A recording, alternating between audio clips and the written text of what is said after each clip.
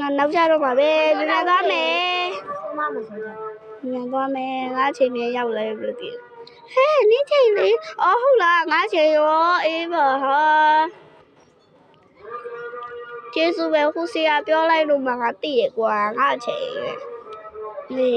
ဟိုကလေးရဖြစ်နေတိုင်းလေဖြစ်နေတော့ပါပဲ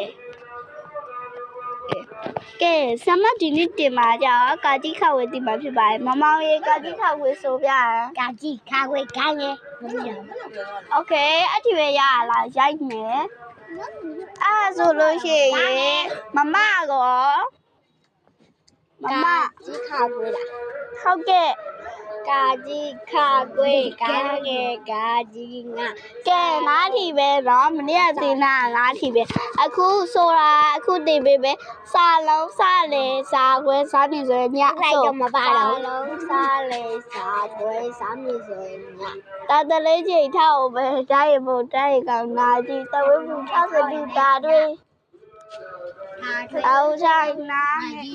ပါဆောက်ဖောက်ထုတ်ပါဦးမရမနာပလက်ရကောက်လာဝတာလာကြီးအဆိုဘယ်ကဆောက်ဆိုကာကြီးရတယ်ကာကြီးခါခွဲခါငယ်ကာကြီးငါစာလုံးစားလေစားခွဲစမ်းစညာတတလေးကြီးထောက်ပဲတိုင်းကောက်တိုင်းမောင်းနာတော်တယ်ဆက်စီတာတွေတောက်ဆိုင်နာနေပါဆောက်ကဲအဲ့တော့ဆမခုတင်ပြမယ့်စာကို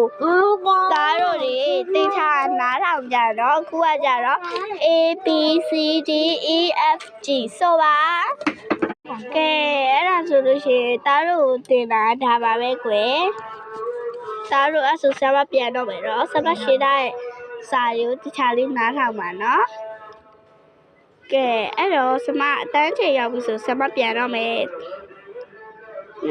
နာတော်သေးတယ်ဟိုမောင်ငါရိုက်ဖို့မေ့နေတော့ဟင်းချားဆရာမဝေးနေပြီ